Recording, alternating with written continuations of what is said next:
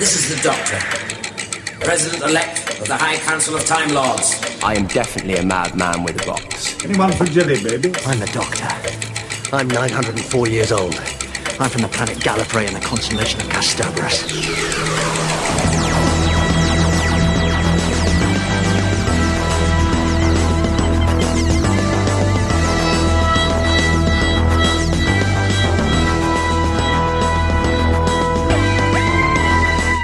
Hey Who fans, and welcome to the Big Blue Box podcast. My name's Gary. My name's Adam. And this is episode 84. 84.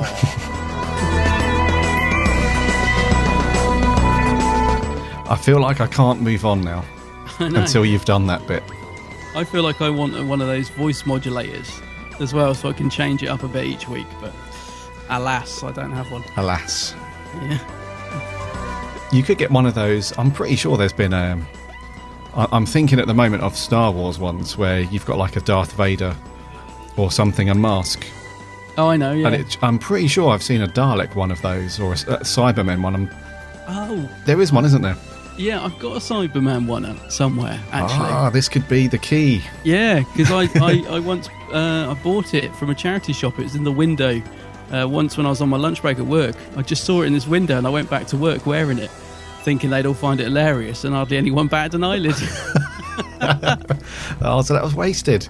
Completely wasted. It was, yeah. But it did look cool on my desk for that day. I did love having a Cyberman head next to my computer at work for that day, so that was cool. I'll tell you what, that's legend status right there. Just sitting at work all day with a Cyberman helmet on. I've got amazing. a photo. I will try and dig it out to prove it, because I've got a photo of it somewhere. But yeah, it was just in the charity shop window. I just happened to go up there for my lunch break to get a sarnie and saw it. So you can imagine my eyes. And it was, I can't remember how much it was. It wasn't expensive. I was like, taking that back with me. This reminds me of something really funny. At my old job, which was in a really big office, we had this Halloween thing. We're all going to wear masks and stuff. And one of the guys got it wrong, got the date wrong.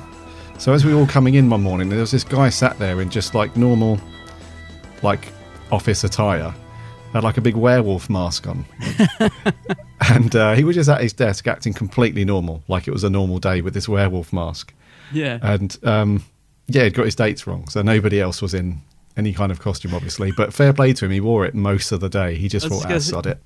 Yeah, I was going to say, did he wear it all day? Teen Wolf. Yeah, just left it on. Brilliant. How have you been, buddy? I've been good. I've been very good, actually. Yeah. I've been another weekend, another signing. This is getting out of control now. It is getting out of control, but I think this might be my last one for a while, so I made the most of it. But it was good. I went to the Phantom March signing in Chiswick, and it was a really good day, actually. It was really good. Me and you have been to a couple of the Chiswick ones before, haven't we? Yes, very good. So you know the school, very relaxed, very... what do you call it? Not that many people, very intimate. That's the word I'm looking for. There was we had Jago and Lightfoot were there, who were just fantastic. Christopher Benjamin and Trevor Baxter. Really, nice. Really, sometimes you meet someone and they're nothing like you imagine. Yes. Both those guys were exactly as you imagine. They are just the nicest old gentlemen. They're just so polite and. Even when they were going out, they really were. They were just lovely. We've not been to one of these in years. That's what they were. They were just charming. Even when they were going out, I heard Trevor saying to the organizer, "Well, absolutely wonderful event. You've organised it so very well." And all that. And I just think they're just the nicest guys. It was just brilliant. Who else was there? Dan Starkey was there. He was very nice as well. Sontaha. Got a very cool autograph of him, where he wrote that on it. He seems like a nice guy. Is he cool? Yes, he is. Yes, yep. he is a really nice guy. Yeah, very, very sort of easygoing. Yeah, like old Dan. Ken Bones was there, the general. Oh, yeah. I asked him, I did say to him, we're all gutted when he got shot. And he said, all the fans are saying that. I said, yeah, but I said it's not true, so anything could happen. True. He was very cool. He had a very nice cravat on. And Cynthia Grenville was there. Now, you would have loved her, mate. You would have loved her because she was so nice. She's completely balmy. And Cynthia Grenville obviously played Maren in The Brain of Morbius. I'm Brain sure Morbius, I just know that, but just in case you don't. She was just so much fun. I've got some photos with her, but she wouldn't, because I only had my iPhone. She sort of did a couple of poses, so they're all kind of blurred, but she's sort of pulling faces in all of them. Oh, okay. But unfortunately, they all look a bit strange because the iPhone is rubbish if anyone dares to move. Yeah. So I didn't get a sort of particularly decent picture with her, but she was so good. She was so nice, and I think she just would have cracked you up, mate. She said something about. When I said my name's Adam, she said, "Oh, where's Eve?" And I said, "Are you offering?" And she did this really manic, cackly laugh, like almost like a filthy sort of, she loved it. She was great fun. Yeah, so it was a really good event. I got some good autographs and stuff, and photo shoot with Jago and Lightfoot, and it was all good, mate. And as I say, I've been to a lot of signing lately, but unfortunately, I think this may be the last one for a while. I know me and you. We say that with. Yeah, well, I've got to rein it in a little bit. I think now, save up some money. I think probably the next one, for me anyway, would probably be the big London one. The Capital or the no? Is it the Showmasters London Film and Comic Con? When's that? June, July time? Yes, yeah. Unless there are any smaller ones we can get to in the meantime. I'm not sure, but yeah. That's normally a good day. Yes, yeah, I think that's definitely on the radar actually, because that's a couple of months away. So yeah, providing it's not too hot. Yeah, I went 1 year. I went. It was like 32 degrees outside, right. And there was people in full-on costume, literally like boiling the bag.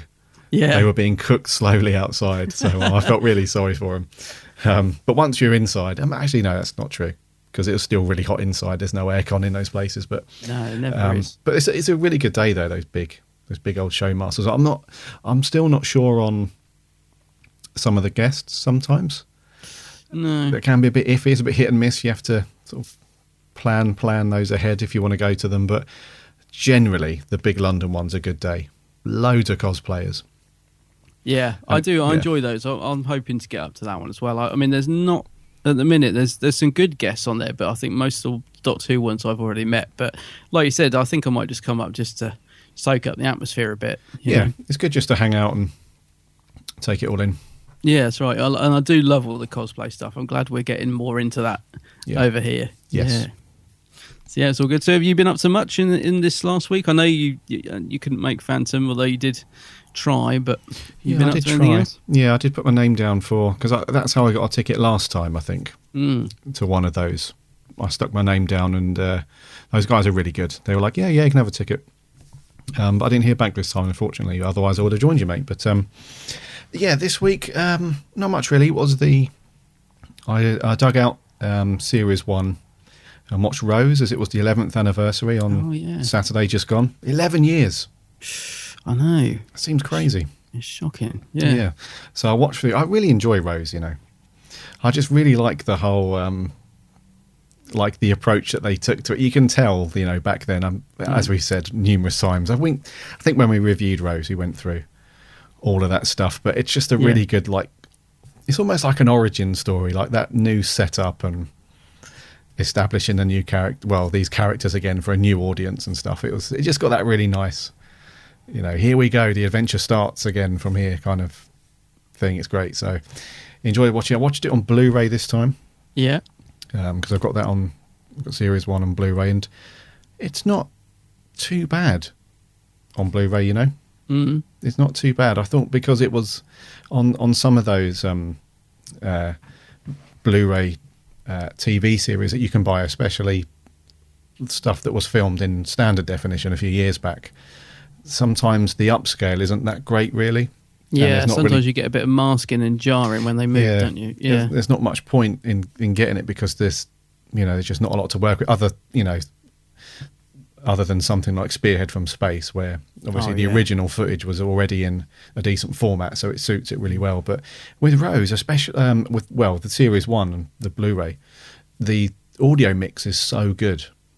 It's got a really, really thumping, they've upped the bass a little bit. It's a really good surround mix. So, yeah, really enjoyed watching Rose, and it was good just to watch Twitter that day as well. Yeah, that's the right. Anniversary stuff, it's all good. not much else really. Sadly, the BBC shop has now I know. closed its doors as of a couple of days ago. Feels a bit weird. It feels very I don't odd, like yeah. not having it there. Like, yeah, because the tab was still up on my phone, so it sort of reloaded yesterday or the day before, whenever it was, and Yeah. it just come up with this page no longer exists, and I was like, oh no, that just feels wrong. I liked the BBC shop. We had our issues like any good relationship, but I liked having them there, and I did use them. I liked their exclusives and all that sort of thing. So Yeah, I will miss that. Definitely. did you get anything from their sale? No. All right, because they No. were selling a lot of. Thing was, you had to be quick because Exactly, they yeah. were, they were discounting so much stuff and some really good stuff, but it was going. And I have seen a lot of tweets and emails and things, or comments rather, of people that ordered stuff and then got emails saying, sorry, we Yeah, haven't actually yeah. got any stock of that. It does seem to be that because of the amount of orders they got in, there's been a few issues with stock and people not getting what they've ordered. So I don't know. Hopefully they've managed to sort through that now. But yeah, We spoke to a couple of people on Twitter about their orders and stuff, and it is a shame that some of it got cancelled and so on. But yeah, I mean, I think I just jumped on it too late. yeah, Because I was going to get a stack of classic DVDs, but the ones that they had left I'd already got, and so I think I just got it too late. yeah. I'm the same. I mean, anything. There was a couple of bits I sort of looked at, but like I said, by the time I'd done anything about it, they'd all gone. Yeah. It was amazing how quickly the classic DVDs. I think by day 2 of them announcing and closing, it was down to like 6 titles, wasn't it? It went down Yeah, really yeah. quickly. Like there was just suddenly it was down to like the Green Death and a few others. It was like really. So yeah, obviously they were selling them so cheap, though, weren't they? They were like £3. Yeah, it's nuts in the end. Yeah. There was a guy. Every now and then I pop onto this website called AV Forums because they've got this section about collectibles and Blu-ray discs and stuff like that. And there was a thread that somebody created that said BBC shop closing down. And this one guy had ordered 170 quid's worth of classic DVDs. Oh wow. So this was like day 2 after they announced the closure. Yeah. So it was almost like the apocalypse, when you have to go panic buying. Yeah. The guy obviously was like, oh my God, and there was talk as well before of that of the BBC, potentially not, because, when the whole rumours going around when stuff closes and they're like, oh my God, they're not going to make DVDs anymore. Yeah. Yeah. So this guy obviously was like, oh no. So he just went on and just ordered like a ton of classic DVDs. It's probably him. He probably just bought wiped the out lot. the bloody warehouse. Imagine that coming through the post. That's awesome. Especially if it's my postman and throwing it over the wall. Just smashed cases and discs in the garden when you get home. Lovely. But no, that's quite a purchase. Yeah, so it's now gone digital apparently. If you try and visit the shop, it just forwards you to the new BBC store Oh, right. with a little okay. holding page. It says, we've now gone digital. So you can purchase all of they haven't got all of the classics up yet, but you can purchase most of all Doctor Who stuff online if that floats your boat. Mm-hmm. Otherwise, No. it's good old Amazon and Yes. Zavvi and those places from now on. I guess I like the physical thing. I'm afraid I like to have a box on the shelf. I can't be doing with this digital stuff. Yeah, or H&B, like high street stuff. H&B have still got huge ranges of classic DVDs in their shop still. Yeah. Forbidden Planet, I guess. Yeah. If you don't mind being ignored for a little while, it's fine. let's move on before we fly down that rabbit hole. Before I reach for the rant sound clip, I'm going to reach for the TARDIS landing clip. So let's do that and do the news.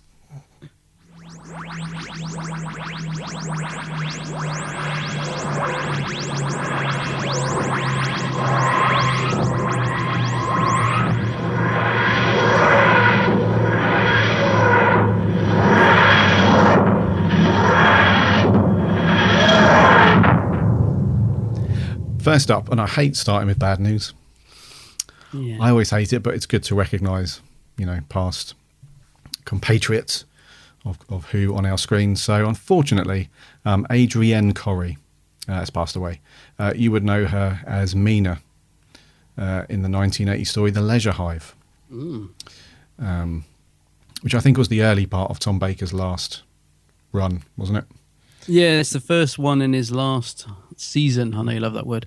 Yeah, it's an interesting story, that one, because obviously it had a new title sequence, and Tom goes into his beige costume, and it was sort of a interesting time, and that's the first one of that series. So it's got it's the one with the incredibly long shot of the beach at the start. It goes on for what seems like 10 minutes half or something. the episode. Yeah. I do remember this actress in there, and She was good. Yeah, crazy hairstyles. Yeah, she was good as Mina. She was good. Very good. She was in a couple of other bits as well.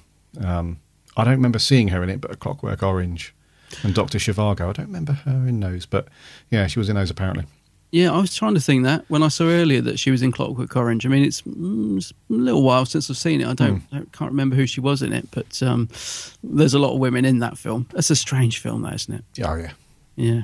I didn't get to see that for years because obviously it's banned and all that. But then it finally got released, and it's actually a really clever story, but it's not the easiest to watch, I have to say. Yeah, you have to psych yourself up for that one. So maybe she was in one of the bits where I had my hand over my eyes. Oh yeah, could be. Couldn't watch. Yep. yeah. So Adrienne Corri, unfortunately, has passed away. But she had good old innings, 1930 to this year.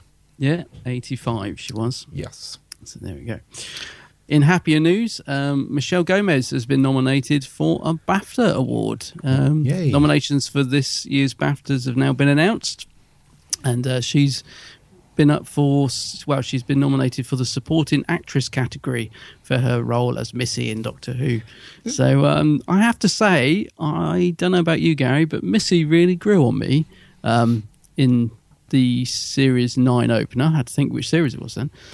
I really actually quite liked her. She was just a tiny bit over the top at times, but I did really enjoy her, especially in the first part. I thought she was great.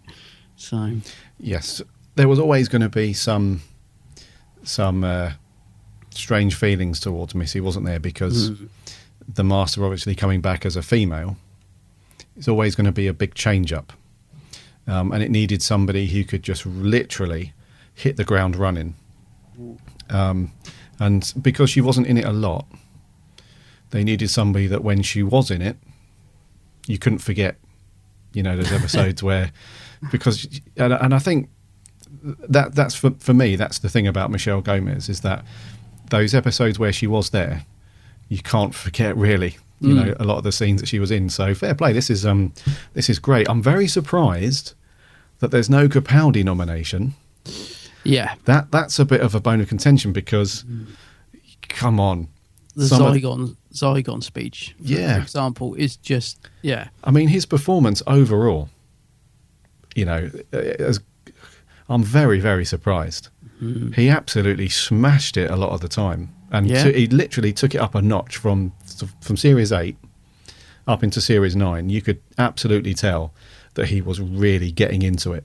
And some of the performances, like the Zygon speech and his performance in Hellbent. That was fantastic. You know, and obviously, you know, loads of other little bits dotted around the series. Just absolutely amazing. So it's great news for Michelle Gomez and completely deserved. But a little bit surprised that Capaldi didn't even get a look in. Yeah, totally agree with that. I mean, do we know who did get a look in? Who is up this year? I'm not sure. No, I just wondered because you're right. It would. I mean, it would certainly be nice to have seen him nominated. Just to let you know who Michelle Gomez is up against. Eleanor Worthington Cox from the Enfield Haunting. That wasn't too bad, you know. That wasn't. Yeah. I think they're referring to the young girl. I've not watched it. It was. I think so anyway. But yeah, it wasn't too bad. She was good anyway. Okay. Chanel Creswell from This Is England 90. Okay. Yeah. Yep. And Leslie Manville for River. Oh, I should have done my BAFTA voice. I just realized. And Leslie Manville from River. I don't even know what River is, do you? apart from River Song, but I don't know what River is. Yeah, unfortunately, I don't know what that is, but I'm sure it's great. Yeah, the only bit of serious competition I would say is Chanel Cresswell, because I think This Is England is a really, really popular show. Yeah, So true. that could be the only thing. What is the Enfield Haunting? It was a two-parter, I think, 2 or 3-parter, starring what's his name, Timothy Spaulding. Oh, Is it Timothy Spaulding? Is that his yeah, name? but that's old, isn't it?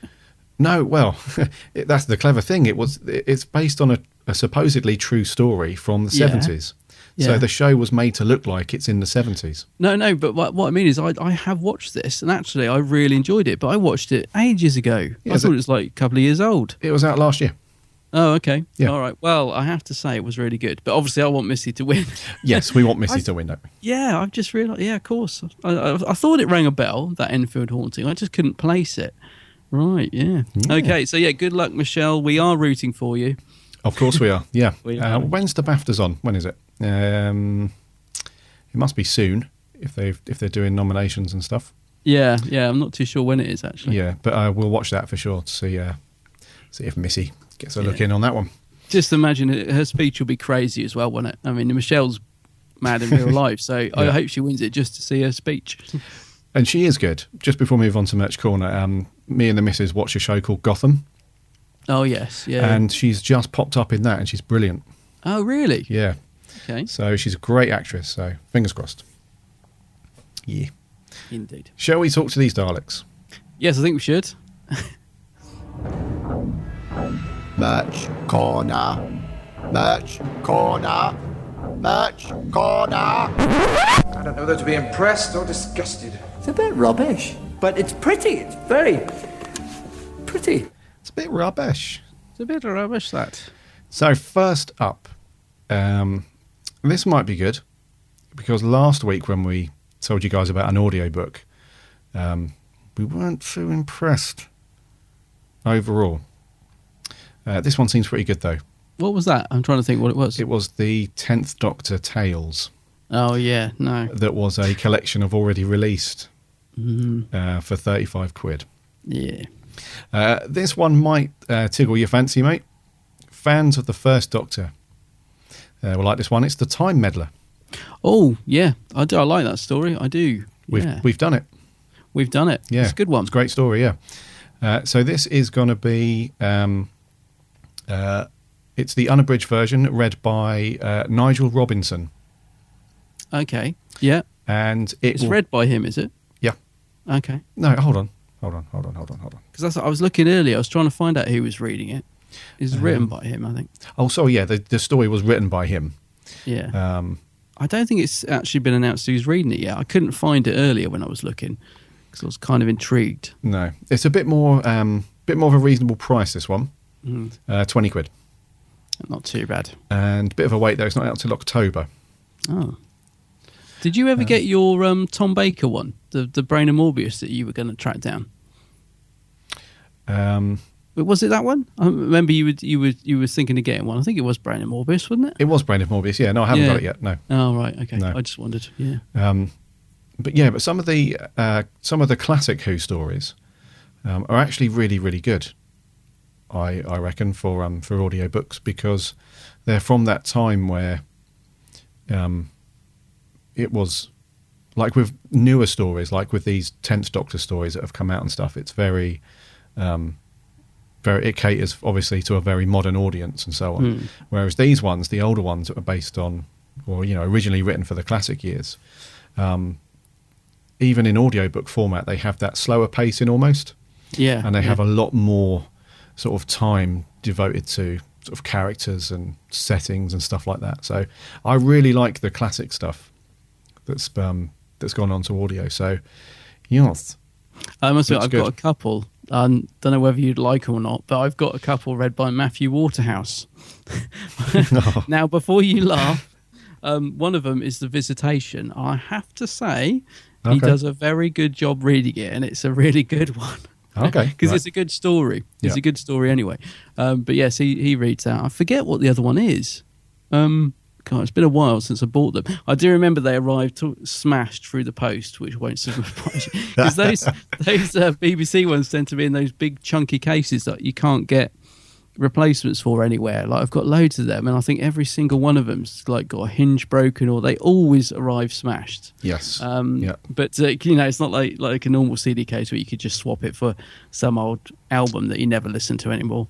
But yeah, I've got a couple. The reason I mentioned the Brain of Morbius earlier is because I was sure I had that when you mentioned getting it.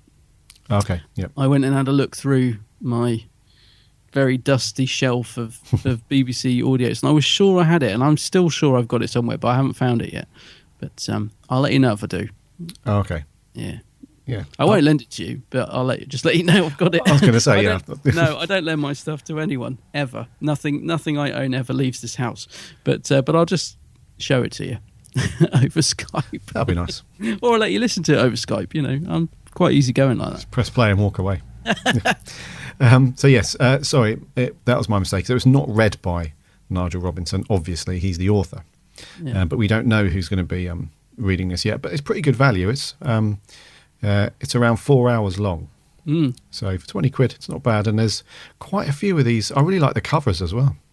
Yeah, I think a lot of them tend to be the actual original Target book covers, don't they? I know, like is it Day of the Daleks, which is the one that's got like the Dalek head and it's just exploding, so it's like the eye and there's all fire around it. I think it's Day of the Daleks, but I could be wrong. Okay. And that's one of the original covers. So yeah, so I agree with you. I love all that. Yeah. So, October. We shall wait to see who's reading it. Yes. Fans of the Lethbridge Stewart novels, there's a new one just come up for pre-order. It's amazing to think actually that when we first got that very first one, and then we're already on this must be the 5th, 6th. Yeah.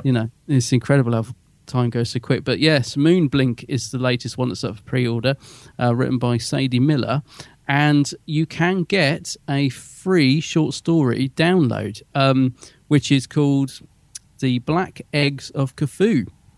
So if you go to the Candy Jar website, Candy Jar are the publishers, go to their website, and all you've got to do is click on the cover of this short story, and you'll get a free little download of it. PDF. And it's got PDF, yeah.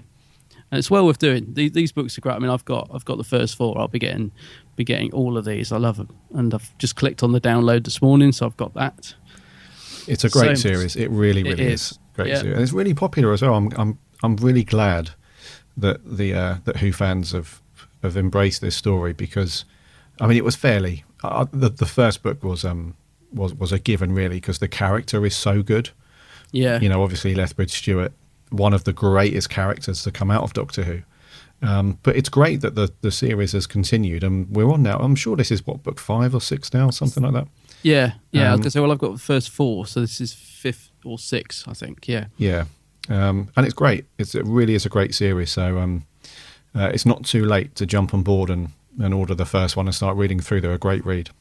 You were saying about covers a minute ago as well, and I love the covers to these. They're brilliant, aren't they? They're really, I can't sort of quite explain it, but they're sort of, I don't know. They've just got a style of their own, haven't they? I was going to say nostalgic. I don't know. They're really cool. Yeah, I know we use the word great. Cool a lot, but they really are. No, love they the are. covers to these books. Yeah, they're fantastic. So yeah, get your free download. Jump on the website candyjar.co.uk and just click on the link, and it's called The Black Eggs of Cthulhu, the free short story. Yeah, and that's by Tom Dexter. Tom Dexter, yeah. Yes. That'll do for much. Yes, that's it. Adam. Yes, Gary. Yes, Gary. Oh no, I was going to do that to you. I'll do that to you. Quick, get on the, what's it called? Crusader 50. Let's head to midnight. Sky. Sky. Are you alright? Are you alright? Are you hurt? Are you hurt? You don't have to talk. You don't have to talk. I'm trying to help. I'm trying to help. My name's the Doctor. My name's the Doctor. Okay, can you stop? Okay, can you stop? I'd like you to stop. I'd like you to stop. Why is she doing that? Why is she doing that? She's gone mad. She's gone mad. Stop it. Stop it. I said stop I it. said stop it. I don't think she can. I don't think she All can. right, now stop it. This All isn't right, funny. now stop it. This isn't funny. All right. Shh. All of you. My name's Jethro. My name's Jethro. Jethro, leave it. Just shut Jethro, up. leave it. Just shut up.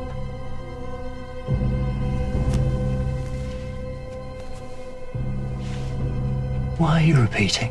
Why are you repeating? What is that, learning? What is that, learning? Copying? Copying? Absorbing? Absorbing? The square root of pi is 1.7724538509055160272981607483341 The square root of pi is 1.77245509055160272981674833341. Wow. Ooh, spooky. First time I watched that, I absolutely crapped my pants. I'm not surprised. I really did. Scary. Yeah, it is. It is one of the creepiest Yes. Doctor Who stories I think we've had from the new series. Yep. I'd agree with that. Do you want to know something then? First time I watched it, I thought it was rubbish. Okay. Honestly, yeah. Really? Yeah. The first time I watched it, I was sat there thinking, what is this? I What did is all this wonder. shouting? Yep. What is all this? Am I watching EastEnders now? Oh, how wrong I was. But Oh, really? anyway, Okay. yeah, we'll go into the review. Yeah, I did wonder because last week at the end of the show you did say it's going to be an interesting one, but not for the reasons you think. So, okay, you might have had a change of... Okay. Rightio, 2008, 14th of June, this came out. Written by RTD. Directed by Alice Troughton. No relation No relation. to anyone, Troughton. To anyone. Well, she is related to somebody Troughton, but nobody Who related. Yeah. Not a Who Troughton. Yeah. So plot is very easy. The Doctor's very excited to be going out on a little excursion, out into the onto the planet of Midnight in a little tour bus thing, a little shuttle thing. Inevitably, it breaks down. Bad monster thingy, which we never see, which we'll come on to.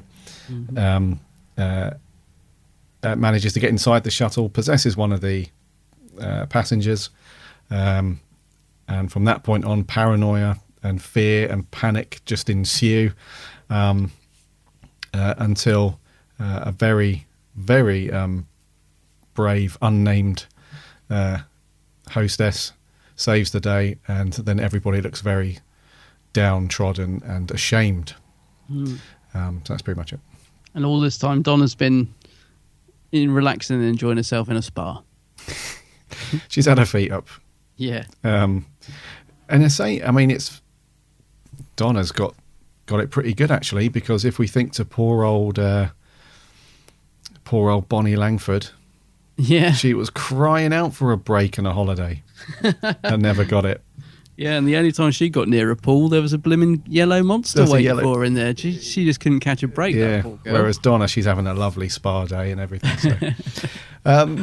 Midnight, mate. I wanted to do this one for a little while because it's a very different episode in terms of how it was made and how it comes across. It's not your typical running down corridors, rubber suit monsters and companions crying or kissing the Doctor or anything like that.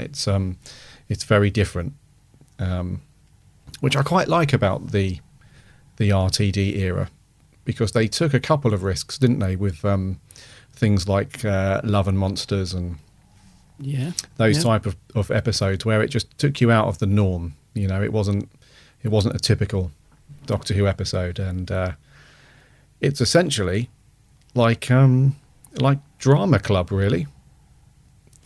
In a way, it's just a bunch of people sat around, and using nothing more than a script and their acting skills. There's no, with the exception of a few very dodgy-looking landscape CG shots of a glistening diamond-filled sapphire planet. Everything is, there's no there is some explosions, but there's no CG monsters, there's no CG explosions and fireworks. There's nothing really. No, it's all down. It's very contained, isn't it? It's all very claustrophobic. Yeah. Yeah. So, do you like it? What do you think it works? Do I like it? I love it. You love it. I love it because, with the exception of a couple of people, I think the performances are brilliant. Mm-hmm. And it's one of those episodes where you cannot pause it to go and make a cup of tea. You know, you can't get your phone out and start tweeting and stuff while watching at the same time, which people have a habit of doing these days with TV. But I just can't take my eyes off it. I have to watch it from start to finish. It's really gripping and very suspenseful. It's really creepy. Really for people who don't mind horror films about possession and stuff like that, they're probably not too bothered about it. But that stuff really creeps me out in a big way. So to have that, and although Murray Gold's music doesn't really stand out too much in this one, it really is suspenseful and quite, like we heard in the clip just then, it is really like eerie as well. So it really adds to it. Yeah. So although it's not amazing, like it's not an episode you would think like, oh, the Murray Gold music and that one's brilliant. It does still add to the atmosphere, and it's really creepy. So but I love it though. I can't take my eyes away from it. You know, once I've started watching it, especially when they get going. Yeah. You know, that bit at the near the beginning where the shuttle breaks down and the doctor goes into the front cabin where the drivers are and the mechanic. From that moment on, when one of the guys thinks he sees a shadow outside, from that moment on, it's just like white knuckle all the way to the end pretty much. So, I love it. So you love it. Okay. I love it. First time I watched this was when it aired. Yep. As I said, I got to the end of it, didn't get it, thought it was just a load of shouting nonsense. Didn't watch it again for years. Yep. Was going through the box set with my other half, trying to brainwash him into watching it. And we'd sort of gone through most of them, and I thought, midnight, I suppose we've watched the others. I'll put that one on next. So that was the next time I watched it. Yep. And I think I remember saying something like, it's not one of the better episodes, but, it's got some good bits. Watched it and just couldn't believe I was watching the same episode. Oh, really? It was that much of a difference? Honestly, because as I said, it must have been 2 years since, later that I watched it again. I just loved it. I just sat there and it got to the end of it and I just thought, that is a brilliant, brilliant episode. What didn't I see the first time? Like, why did it not, register with me? And obviously I watched it again for this review 2 nights ago, again with my other half, actually. And we both thought it was, we'll get to the end, and we both just absolutely loved it. I think it's just brilliant. In fact, we enjoyed it so much, considering I got moaned at for what was actually said. I said, I need to watch the episode for review. And my other half said, can't you watch it when I'm not around? And I said, no, it's the David Tennant one. You'll like it. By the end of the episode, we actually ended up watching 2 more episodes from the box set because we enjoyed it that much. We were like, let's watch some more. So we watched the Science and Library and Forest of the Dead, or whatever it's called. So I think it's just brilliant. Like you said, there's a couple of tiny little bits in terms of performance from some of the cast, but on the whole, they're pretty good. But yeah, I think it's a brilliant episode, and I think the music, just so that I don't forget, really, really helps to make this what it is.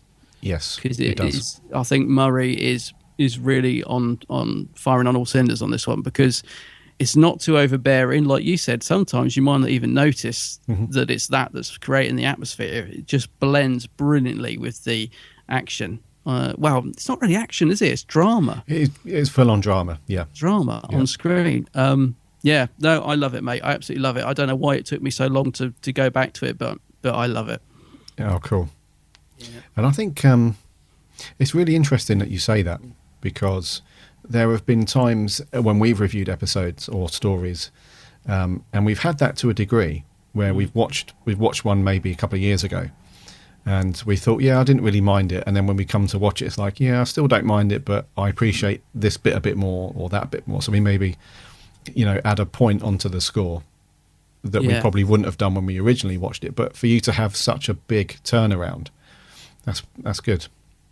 Yeah, and it really was, because as I said, I because we were working our way through the box set, and I was trying to find good episodes to get my partner into it, so I left it really late to actually put this one on, because I just remember thinking, I didn't like that one, that was rubbish.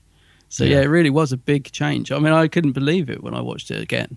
Yeah, and it's great, and it's followed by another really good episode, isn't it? Turn Left. Yes, yeah, I know, another one. Yeah, well, we were saying actually when watching this, my partner was like, the Doctor Who was so much better back then. Was and I thought, well, I don't know. When I go back and watch some of this stuff, it really has stood, a lot of it, not all of it, but some of it has really stood the test of time. Yeah, and stands up really, really well. So I must admit, there is definitely. They were definitely firing on all cylinders, I think, with Series 4. I really like a lot of it. Yeah, it's great. And okay, you said about CGI, it perhaps looks a bit dated. I don't think it looks any worse than some of the stuff we've had in Series 8 or 9, to be honest, but it doesn't look too bad. It still stands up pretty good, I think. Yeah, it does, for the most part. I mean, you can tell at this point in the series that they had spent a lot of the budget on effects in the previous stories. Mm-hmm. So there wasn't a great deal. I mean, there wasn't a great deal to do anyway. Like I said, it was just those outside landscapey shots, and they look dreadful. Come on, we can't beat around the bush. I don't think they look dreadful. Really? It looks to me like an old. It looks to me like an old 80s cartoon. I mean, it's very, very blurry and very. There's no texture to it, and it's very. It does look dreadful. I wouldn't. Yeah, I don't know. I didn't think it looked too bad. It doesn't look great, but I didn't think it was awful. I think this was probably quite a budget light episode, because obviously Donna's not in it, so it's the companion light episode, which they used to do, didn't they? In fact, still do in a certain extent. Yeah. And obviously, it's only got the pretty much one set, which is the spaceship, isn't it? Apart from that, there's a little bit of location filming, but that's it. So it's quite a budget light episode anyway, I think. Yeah. Well, they were quite pushed for time. Well, not pushed for time, but the way that the production timings were at the end of this series. Catherine Tate was busy filming Turn Left. Oh yeah, that's right. Yeah. Which you'll notice the Doctor's not in hardly at all in Turn Left, while he was filming this one. So it was a good way to sort of amalgamate the filming schedule to bring it down a bit. As opposed to just doing another full-on episode one after the other. So, but not to take anything away from Donna, because I do agree with you about this series. They are firing on all cylinders at this point, because I think so. The last block of Series 4 is absolutely brilliant. I mean, we had the Unicorn and the Wasp, which was not everyone's cup of tea. And it's not bad, but it's not everyone's sort of cup of tea. But then you had Silence in the Library, Forest of the Dead, Midnight, Turn Left. So you've got like a 2 hour or, a few hours worth of absolutely brilliant Doctor Who. Yeah, I would agree. That's what, as I said, especially sort of watching a bit more the other night. I just don't know. They was just reminding me how blimmin' brilliant these stories were. Actually, I really was indulging in, really enjoying it. Yeah, that's what I was going to say. What, yeah, go on. No, go on. Sorry, go for it. Not to take anything away from Dr. Donna, from Catherine Tate as Donna, because I think she is a massive contribution to how well this Series 4 is. That she works so well with David Tennant. But this episode is good without her. Yeah. Because I think if she was in it, it just would have been a lot of Donna doing her shouty Donna. And there was enough of that going on already. Yeah, so I think it works well. Not to take anything away, because she's been great in Series 4, but I think this particular episode, it suits not having Donna in it.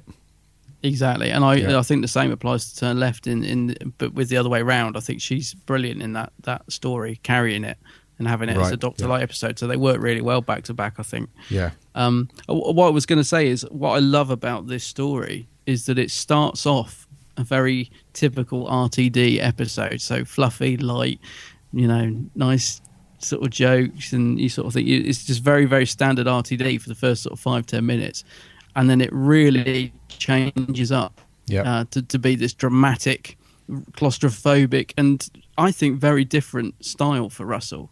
And that's what I love about it. You're completely thrown into a false sense of security of, here's another RTD, episode. What we're going to get this week, and then it really flips it on its lid, and it becomes a really intense, scary episode. And it is proper scary, and most of that is done through music, sound effects. I mean, you don't like you said, you don't even see the alien or the whatever it is that's possessing people. So it's a really clever episode, I think, and I would imagine, I was going to say really well rehearsed. I don't know if it's down to the editing or if it's just incredibly well rehearsed, but the bit where they're sort of mimicking each other's speech and doing all that is done so well. I just don't. I mean, it's just so well done. And as I say, I don't know if that's down to the editing or just hours of rehearsal or what. I don't know, but it's fantastic how well they do it. Yeah, well, they had to shoot several bits of dialogue separately. Right. If you can cast your mind back to when Doctor Who Confidential was popular back then. Yeah. But they on one of those, it shows how they filmed Leslie Sharp's character Sky, filming separately all the different lines and stuff so that they could edit it together. Really? Like clockwork, so everything like linked together. I mean, there was a lot of rehearsal for the group stuff. When Sky's going to like one character after another and syncing up and stuff. I think there was a lot of rehearsal to do that, but the actual delivery of the lines, I think she did a lot of that separately. Right, that's interesting, because she sort of almost mimics the way he says it as well. That's what I thought. I thought she's not just saying the same line; she's almost mimicking his sort of tone of voice as well. Yeah, I mean it's the scenes where it's Sky and the Doctor, David Tennant, together. You can see them both together. That was obviously rehearsed, to a really good point where they could do that together. But the scenes where it cuts to Sky, then it cuts back to the group at the other end of the shuttle, and back and forward like that. Those bits are when Leslie Sharp's just been filmed by herself. Right, I see. And then they can just edit together very quickly. But brilliant writing, though, from Russell T Davies to actually get all that. It must be quite a difficult episode to write as well, because there's so much dialogue. And it has to be cleverly done as well, with this whole mimicking and copying and all that stuff. It has to. I think it's probably one of his most difficult episodes to write. Yeah. Purely because there's nothing else to work with other than the dialogue. So that has to be perfect. And it's a near perfect script to me. It's pretty great. A brilliant script. Yeah. With the exception of a couple of little lines here and there from slightly annoying characters. For the most part, it's a great script. It's almost perfect to me. Yeah, no, I agree with you. I think it's a cracking script, and as I said, I love the fact that I would imagine Russell's. I love the fact he's trying something different, and he's obviously pushed himself in quite a lot to get this to work. I would imagine this script. Yeah, and it's such a nice, simple idea, because it's the sort of thing that you do at school, isn't it? To annoy your mate. Everything they say, you say it. It's such a nice, simple idea. Yeah, but flipped on its head and turned into a really creepy possession. Thing, and it's great. And even just the scene of her with her back to us is incredibly creepy. It's horrible. It's such a simple thing, but it's just the fact that she's. Yeah. You're thinking, oh, what's happened? Is she going to turn around and her face be? It's just that thing of having her back to us. It's really creepy. I must admit, when I first watched this episode, that's what I was expecting. Because the Doctor, it's horrible as well, because it's so tense, because the Doctor gets quite close to her, and it's all very calm. He's like, Sky? Yeah. And she still doesn't turn around, and he's getting closer, and you're thinking, oh my music. God. And then, because she's got her hands up and you can't see her face, I was fully expecting her to turn around to have this like horrible distorted face, because there's like a weird alien inside her or something. But the fact that it's not makes it more scary. and more creepy because you don't know what's going on. You can obviously tell that something's not right with her. You can tell that there's something, and the Doctor knows it as well. That's another good thing about this story as well, is that you're seeing things, you're seeing like the horror and the shock and everything along with the Doctor. Because I know that he jokes later on and says like he's the cleverest guy in the room at that point. But because you know that anyway, you know through his eyes that something isn't right. This is really bad, and you're kind of going along with the Doctor and you're seeing it with him and stuff. It's so good. It's a really, really well written episode. It's good actually, because we get to see that it's not often that we get to see the Doctor so genuinely out of things out of his control. Like you really feel that he doesn't know what to do in this. Because he's trapped basically, and we've seen the Doctor trapped before, but he's really. You really feel that the events that's going on in that capsule are out of his control. He doesn't seem to be able to get a grip on it like he normally would. And I think it pushed, the fact they pushed the Doctor so far in this, that he, to the build up at the end as well, where he's about to be thrown out, and you just think, God, the Doctor's really not in control of this. He doesn't really know what's going on. This is really scary stuff. Yeah. Because normally you think, the Doctor's going to save the day, whatever. But in this, you do get that feeling that he just doesn't really have it on, in the can. That's true. It's one of those rare occasions where he's genuinely scared, and he's genuinely out of control. Because one of the things that makes the character what it is that even when the stuff's hitting the fan, and you think, oh my God, there's no way that the Doctor can save the day. He's always the guy with the plan. So even when you think that he can't save the day, there's that little nugget of something that he uses, and it's all good. Whereas in this episode, you don't get that at all, do you? Like you say, he's trapped. There's nowhere for him to go. No, so it's great. It's great to see that character. And it's clever the way that when they start to turn on him, it's clever the way that they sort of know that he well, we don't even know who you are, and you were in the cockpit earlier. What were you doing? And you were tampering with that. It's really clever how they turn all the things he's done to try and help into the fact that actually he could be the person behind it all. And I do like the fact he starts off quite smug, like when he goes in the cockpit and he's like, that they're sort of giving him some line about why they've stopped, and he's like, no, I can see this whatever it is on the wall. You're perfectly fine. So he starts off quite sort of confident, and he just gradually loses control more and more and more as the episode goes on. That's what I like. Yeah, and when you say about the people turning around and diverting all of their sort of panic and stuff towards the Doctor, it's obviously a clear message in the episode that when people don't understand something and they're scared and they don't know what's going on, they'll turn. Human beings have a way of just reacting in a very harsh way, and paranoia and that fear takes over, and you can't calm down, and it just the rational side of your brain switches off, and so that's good as well, because we see that unfortunately in everyday events and stuff. So it brings that message, through kind of not subtly either, because there are a couple of points where if something, I know the hostess kind of saves the Doctor at the end, but there's a couple of times where they absolutely go for it, and you think, are they going to throw her out? Yeah, they're really up for it, and especially with the Doctor at the end, they're like moments away from just tossing him outside. Bye, Doctor. It is, and it does. It makes you think as well, because you sort of, while you're watching that, you're sort of putting yourself in their position, thinking, would we, would I do that? Is it because basically, if you're trapped in a spaceship with someone you think's possessed, and you think you've got to save yourself, would you?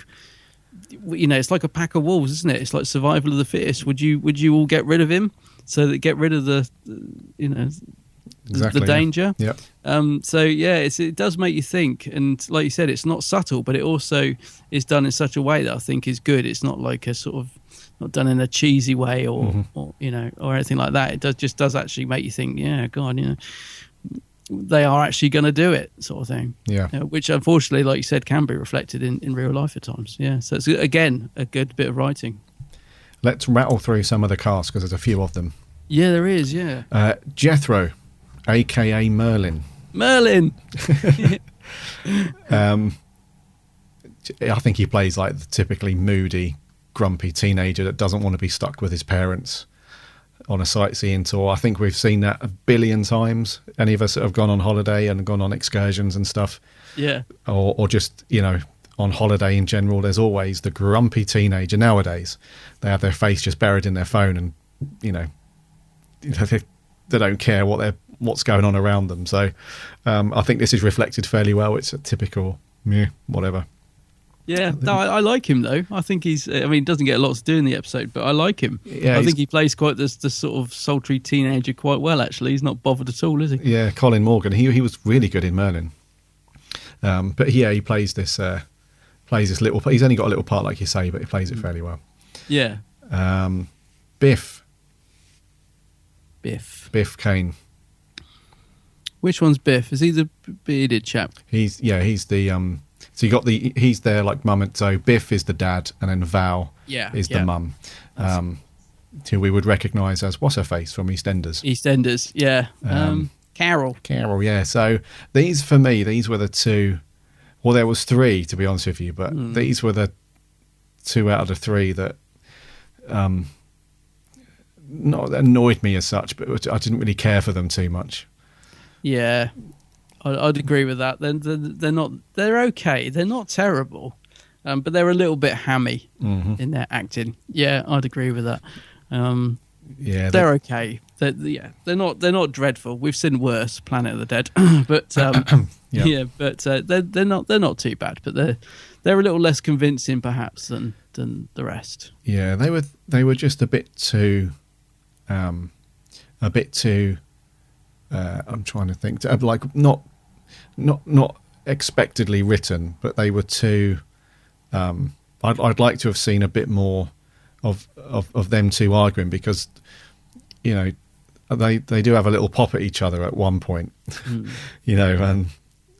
when they're threatening to throw him out, and I think she yells at him like, "What sort of a man are you?" or something like that. Or, yeah, he's like, "I'm going to take care of this." So, and then they obviously nag Jethro quite a lot, but I'd have liked to have seen them at each other's throats a little bit more. Right.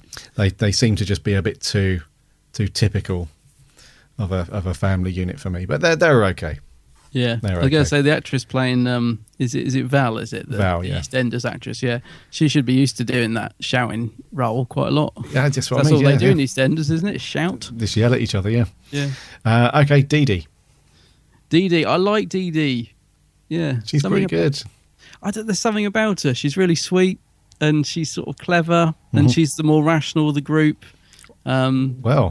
She is to a point, because she really surprises the Doctor, doesn't she?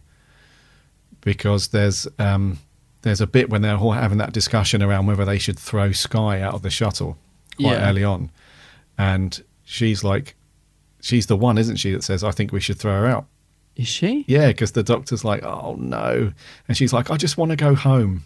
Remember, she's like, "I just want to go home. I'm sorry," So she's quite, wouldn't say reluctant, but she's, she looks quite. She doesn't like disappointing the Doctor, that, because obviously see something in her. Yeah, but she's just like, "I just want to go home. I'm sorry." So she's the one that's like, "Yeah, let's lob her out." Dee Dee. Yeah, I think no, you mentioned it. I think you're right. Yeah, I'd forgotten about that. Well, we all have our little moments, don't we? We all have our. But she's good though. She's quite, and I like the likeable way. Yeah, I think it was well written that she got beat up a lot by Professor Hobbs.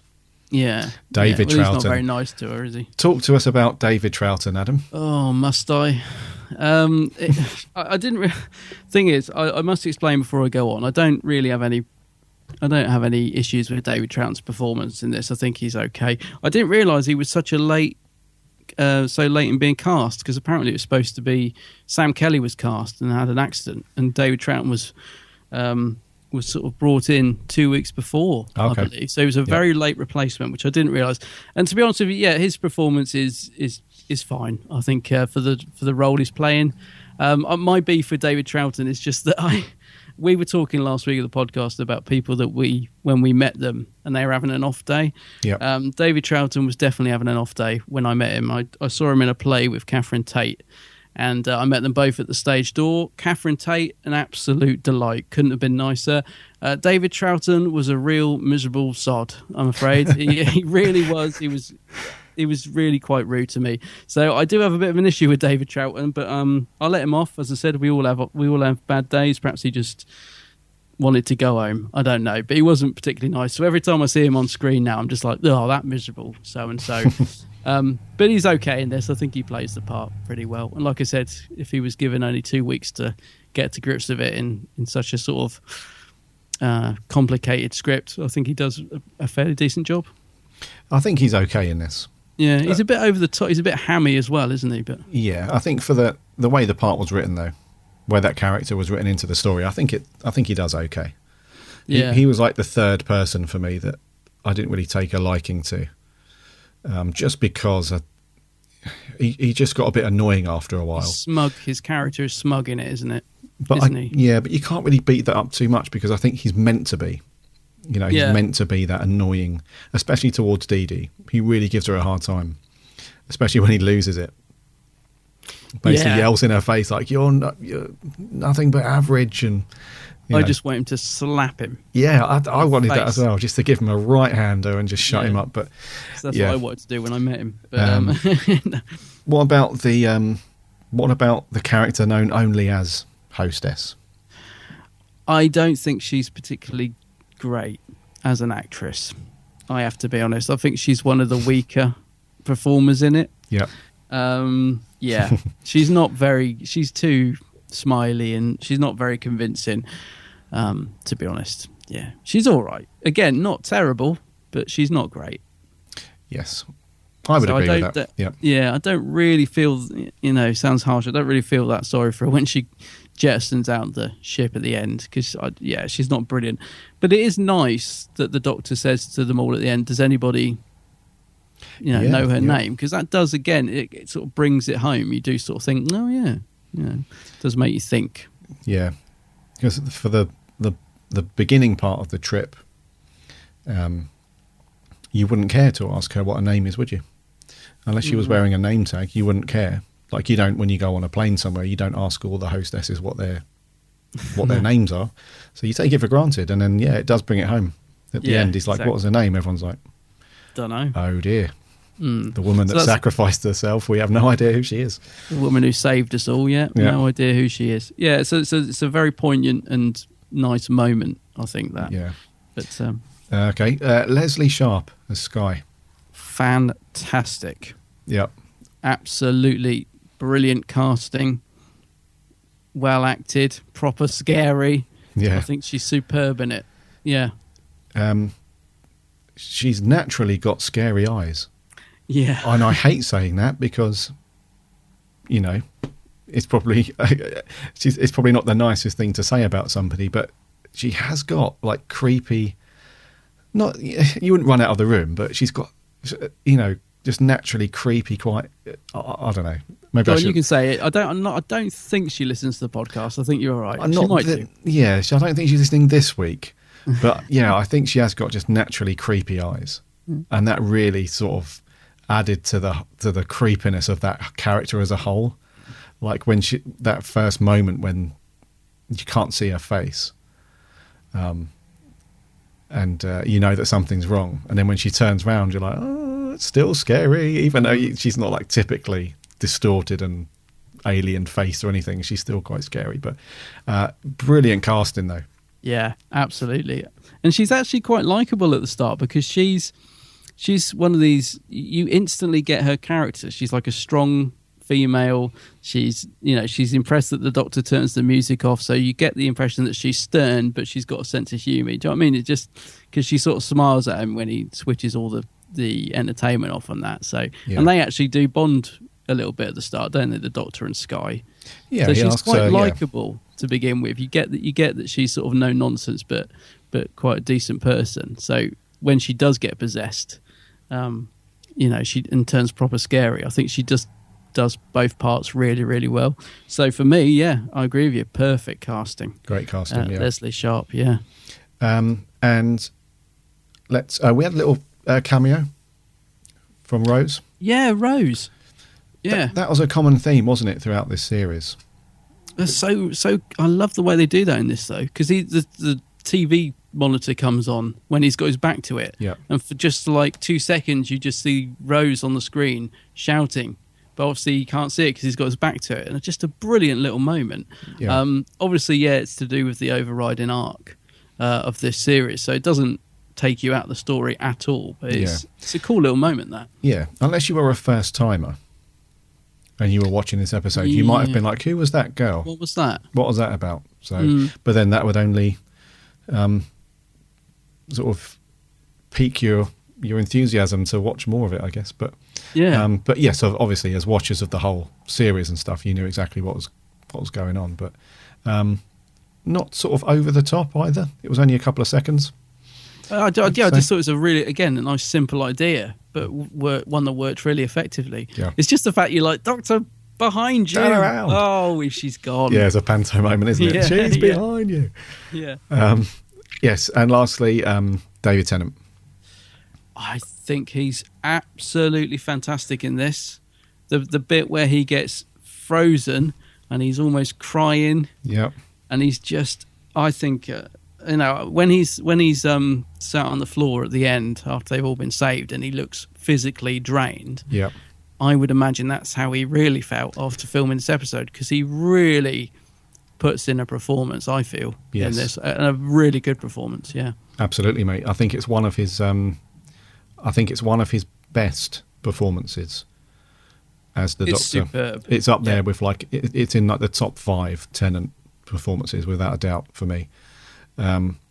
Purely because we see various different states of David Tennant as the Doctor in this. We see it quite humorous at the beginning.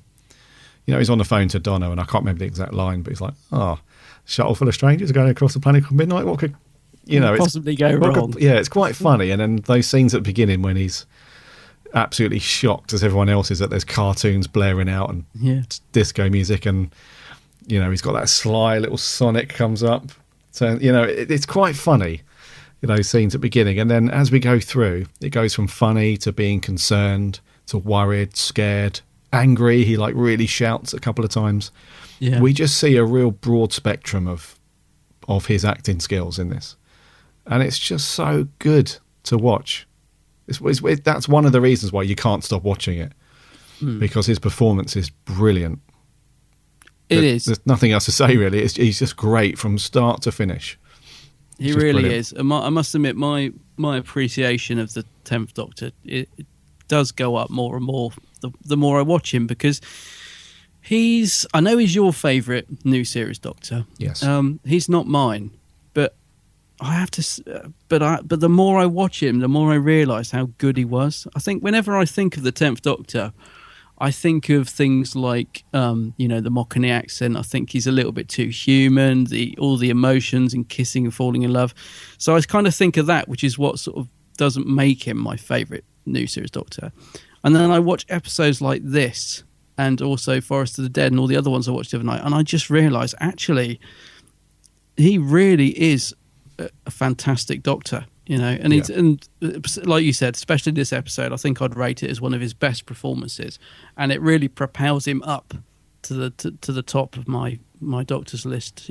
I can never decide on a favourite Doctor. I never will ever be able to decide on a favourite Doctor, but this puts him very high in my opinion, I think. Yeah, no, I agree, mate. And I think that's the case with. I see that quite a lot on Twitter. When people have said, I'm going to go back and watch this one, and then they follow it up with something like forgotten how great Tennant is and all that stuff. So it's probably quite a common reaction when you haven't seen a real solid, great Tennant episode like this in a long time, and then you watch it and you think, blimey, he was great as the Doctor. So yeah, because don't get me wrong, I've always liked the 10th Doctor, and I've always thought he was really good. But I've never sort of said he was like my favourite or anywhere near favourite. But it's just the more we watch him and the more we review him, the Yeah. more I realise actually he was really, really good. A bit like this episode, I suppose. My appreciation of it just goes up every time I watch it. Yeah. Yeah. You'll get that with Four to Doomsday after a while, mate. Oh no, I'm not so sure. One thing before we move on to scores. Yeah. And this thought, if you have this thought in your head, it will instantly transform this episode into from a creepy, scary episode into just a complete spoofy comedy, funny, and you won't find it scary anymore. Can you imagine this story, but instead of the passengers that we see in the shuttle, just replace them with the holiday bus from Delta and the Bannermen? What a brilliant thought. What a mashup episode that would be. Superb. Yeah. Because those guys bite the dust I'd anyway. love to see it. don't Yeah. they? So, it's just this. I always link the two together. 1, 2, 3 o'clock, 4 o'clock. Yeah, I can see it now. And- it'd be brilliant. And that scene at the end that you mentioned where they're all just sitting around quiet and the Doctor just looks completely beaten up, Yeah. having that song, "Here's to the future," at the end. Somebody needs to do a mashup of that Yeah. right now. That'd be brilliant. Oh, what a great thought. Anyways, scores on the doors. I believe it's my turn to go first. Okay, I good. think. This is a very easy score for me. This is a 9 for me. 9 out of 10. I don't need really to discuss it much, just for the reasons we've just said, really. I have scribbled my score out 3 times. I can't decide. The first score I wrote was 9. Then I thought, is that a bit high because some of the acting is a bit wooden? So I went down to 8.5, and then I scrubbed that out because I thought, no, it's better than that. So I'm going to stick with you on this one because I really do think it's good. So I'm going to go with a 9 as well. Rightio, cool. Yeah. And sometimes when we say it's a 9, mine's a 9 as well, or we get the same score, because we did that with the story Dalek, the Eccleston story. And just like that one, I think we can both agree it's absolutely deserved. Yeah, on this one. Yeah, I think so. I think it's really good. It's brilliant. Right, what did you guys think? We're going to play some audio first. This is Joe Sweeney. Hello, Gary and Adam. Here's my review of Midnight. I do find it is quite a dark and scariest episode on Modern Who, but it's not a strongest episode of Series 4. I mean, I do enjoy it, but on the flip side, I did find the story can lag in between places, but the episode does have some potential. Like, David Tennant gave one strong performance, and I love how the Doctor was so enthusiastic and he's taken a huge excitement to that situation, and also how he's alone and he's so vulnerable even when facing angry passengers. The supportive cast was good, but Leslie Sharp was very, very good as a Sky Woman with her when she was being possessed and her eyes and her creepy voice. I thought that worked very well, even when she has to talk at the same time as the other actors are, which I feel that must have been extremely hard work to get it right, and then she has to do loads of outtakes for it. And also, I do like how the episode was building up when the Doctor was being possessed and he was about being thrown out. I thought that was quite dark. And also, the ending was a bit meh, but it does leave you exciting for the 3-part finale. So I'll give the episode a score of I'll give it a 5.5 out of 10. Hope you enjoyed the podcast. I'll speak to you soon. Take care. Bye for now. Thanks a lot, Joe. Brilliant, Joe. Actually, Joe's just reminded me as well. I do love the ending when the Donna just jokingly mimics what the Doctor says, and he's yeah. "Don't do that. No, don't ever do that." I really liked that. That's another indicator of just how much it's rattled the Doctor. He looks physically drained, doesn't he? At the end, he needs to get in that spa by the end of this episode. He does, yeah. He needs to hoy Donna out into the TARDIS and get that dressing gown on. Right, you guys, you gave us quite a few comments on this one across Twitter and Facebook, so I'm going to try and get through these fairly quick, and we got some other audio as well. Over on Twitter, George Garrity, his Twitter name is @G_Unit91. He says, once again, I don't see what all the fuss is about. The tension is weak, and thus there's little threat. When you have very little amount of characters, you need the acting to be good, but in this it feels rather wooden for the majority of the time. Majority of the cast. Even Tennant isn't great in this one. Sorry to be the sole buzzkill, but I'm going to give it 2.5 out of 10. Wow. Perhaps George should give it another watch like me, perhaps because that's maybe how I felt when I first watched it. I wasn't impressed. Maybe give it another watch, George, unless you already have, in which case, fair enough. Yeah, fair enough, mate. Your opinion. Ian Palmer, at Ian Palmer Sound, says, probably my favourite episode.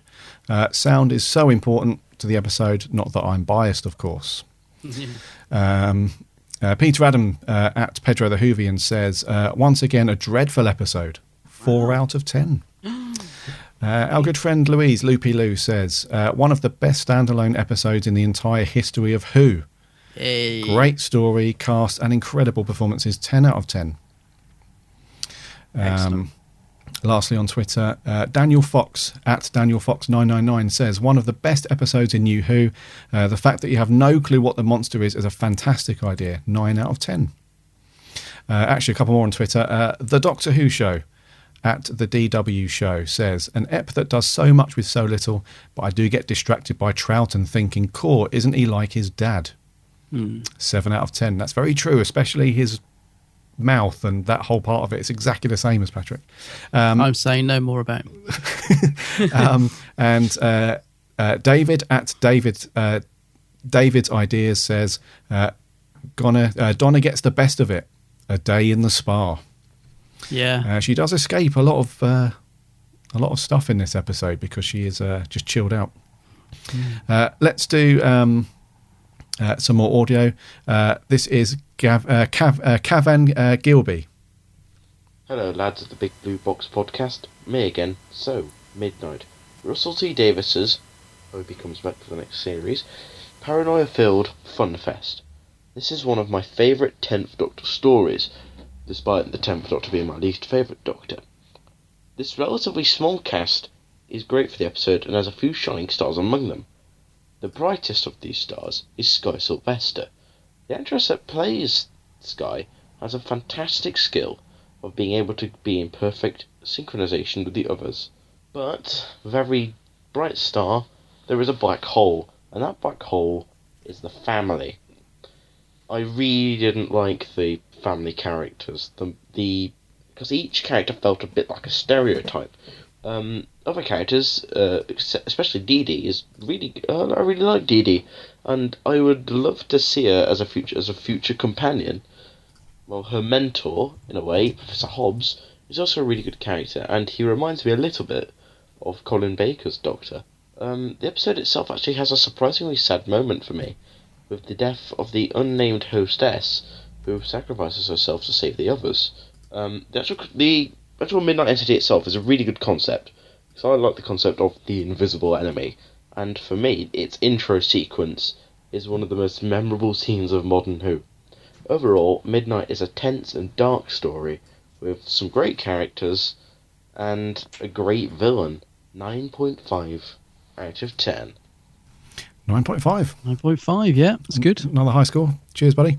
Let's go to Facebook. Ben Smith says, an absolute classic.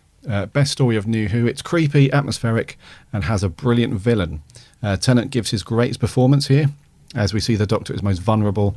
All the supporting cast are extremely realistic. What more could you ask for? 10 out of 10. Lewis Palmer, a masterpiece. Midnight is probably the best, or at least second best, thing that RTD wrote for Doctor Who. Story works without Donna around this time, as it makes the Doctor more vulnerable and alone when things go crazy near the end. This is how to do creepy. When Sky gets possessed, it is chilling, and she slowly goes through different stages. And David Tennant shines here. His performance as he is getting thrown out of the ship helplessly is incredible, and you can tell that it affects him after it happens. Overall, Midnight is a scary and claustrophobic story which really does deserve all the praise that it seems to get. This is what we need more of. 9.5. Sammy Satine. This is genuinely one of the scariest episodes of Doctor Who I've ever seen. In fact, watching it still scares me now. We never learn anything about the creature that is attacking the ship. I say creature, but not even sure what it is. The repetition freaks me out, and the idea of having the Doctor's authority taken away from him is brilliant. I feel claustrophobic, scared, out of my wits at the end when they are taking a breath in relief that is over, and I am too. The hostess sacrificing herself in order to save them, and never knowing her name is just so utterly brave and devastating. 10 out of 10. 10 out of 10. And she goes on to say, and on a side note, I love David's shirt. Yeah. I think he's wearing the blue shirt in this, isn't he? Is it? He's rocking a blue, blue shirt, crazy hair. Like it. Kai McNamee. Welcome back, Kai. Definitely one of the strongest episodes from the pen of RTD and of the new series in general.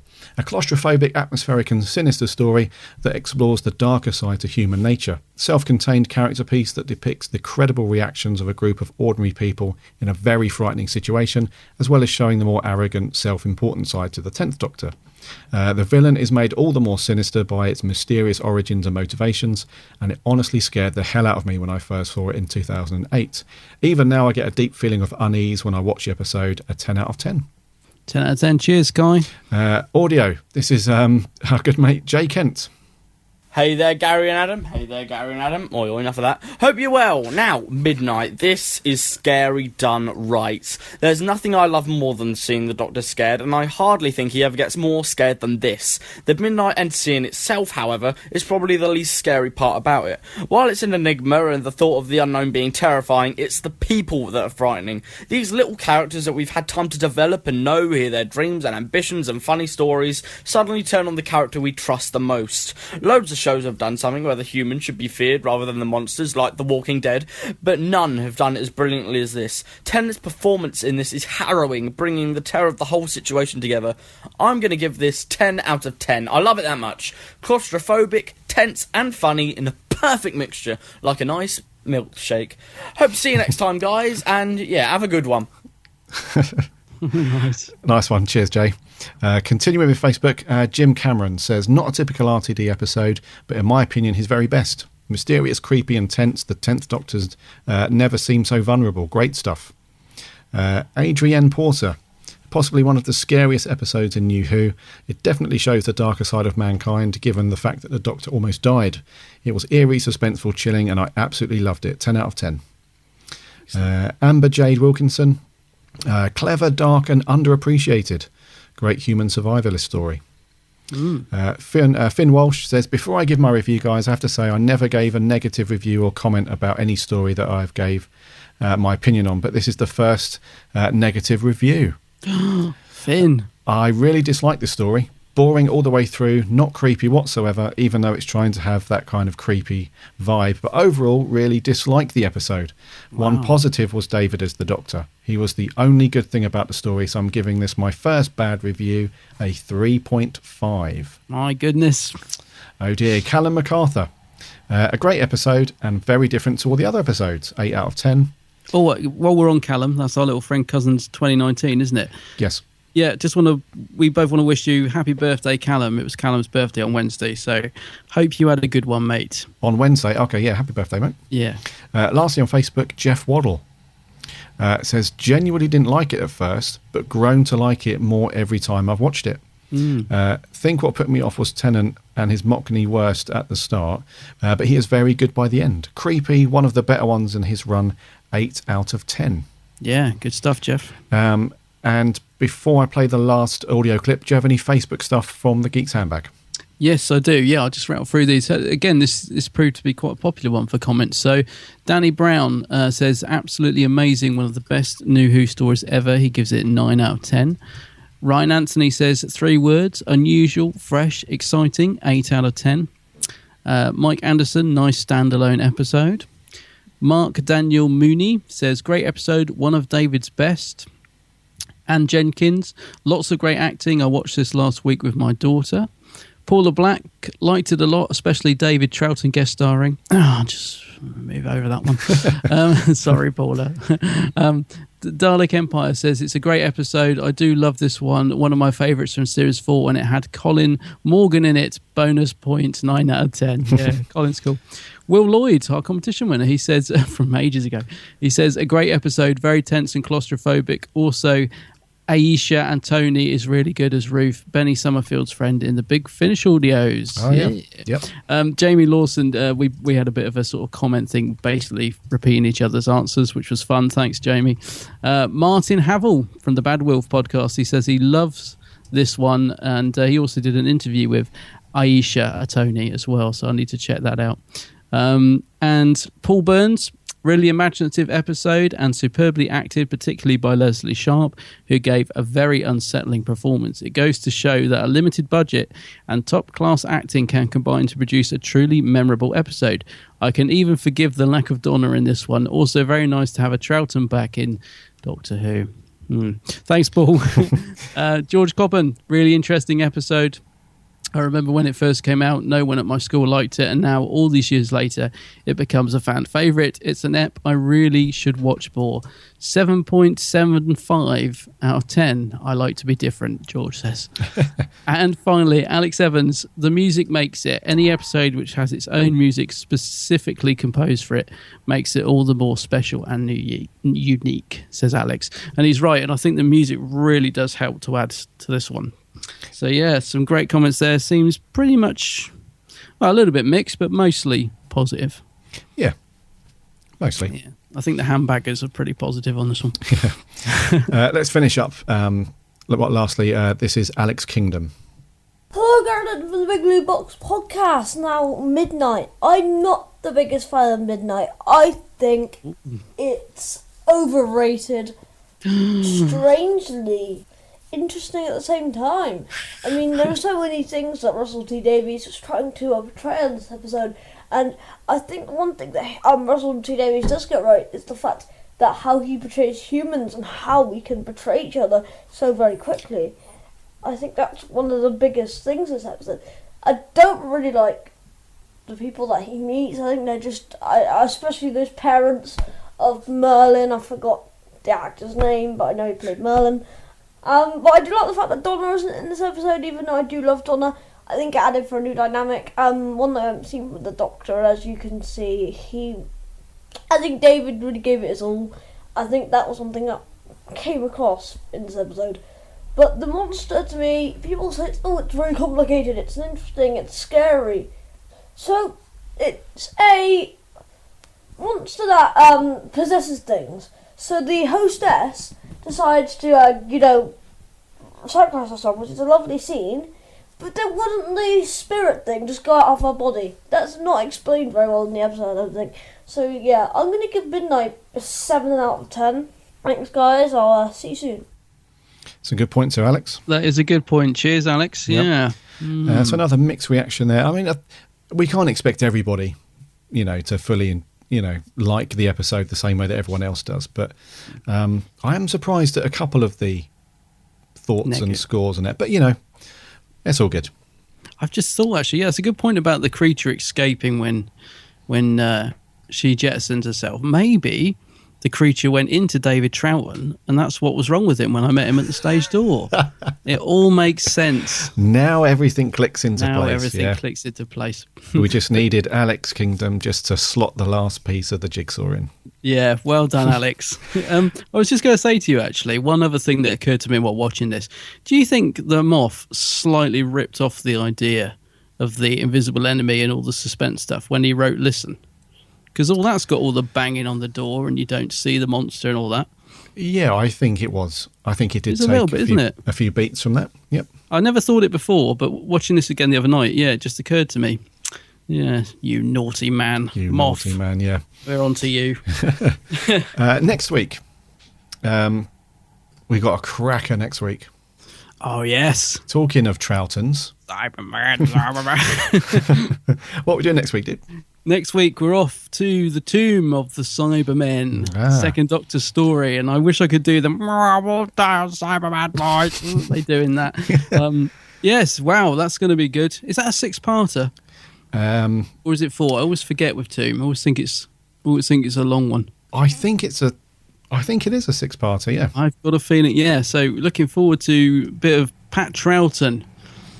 Yes, so one of the Troughtons that you don't actually mind. At all. Yeah. I bet Pat's up there now going, leave my son alone. Buddy, it's a 4-part, so we're okay. Is it? All right. Oh, yeah.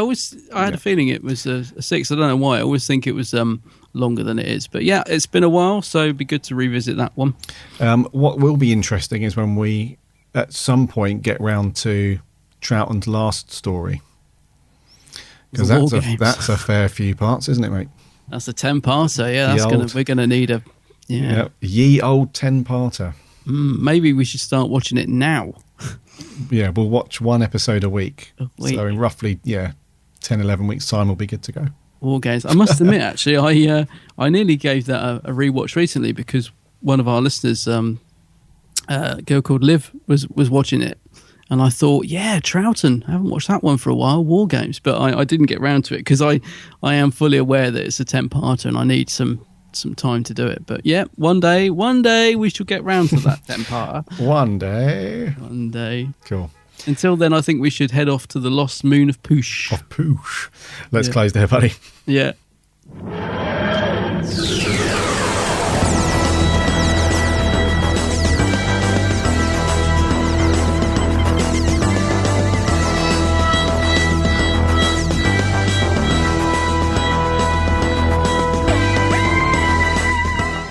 So that's episode 84.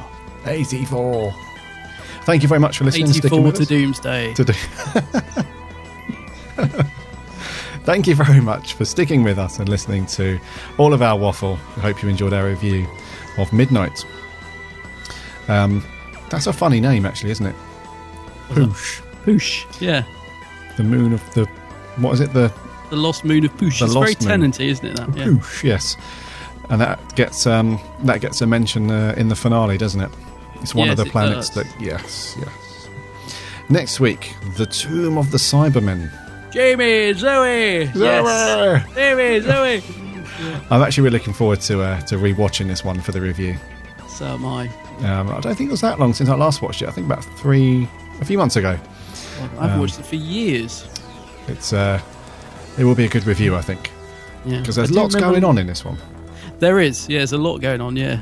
No, I haven't watched it for a long time. I'm well looking forward to watching this. I can only remember the bit where the Cyberman or somebody lifts up a Cyberman and you can just see a big wire hanging from the ceiling lifting him up. I seem to remember that. But yeah, it's going to be good. It will be good.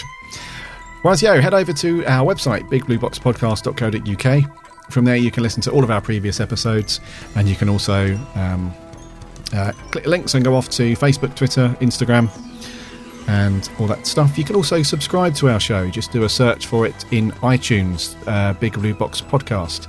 And if you are an iTunes listener and you subscribe in iTunes, if you could pop a rating and a review for our show, that would be amazing. Also, check out Adam's channel, The Geek's Handbag. Enjoying your... you can find that on Twitter, on Facebook and YouTube. And enjoying your latest video as well, the vlog day number 2. Doctor Who experience. I watched that a couple of times now. It's very, very good. Yeah, so much. So, did you like the shop? Oh, I love the shop. Oh, isn't there some great stuff in that shop? Yes. So check out Adam's channel. All good stuff there. Until next week, as David Tennant said very succinctly at the beginning of this episode, Alonzi, are we ready? My name's Gary. Oh, yeah, sorry, yeah. My name's Gary. My name's Adam. And remember...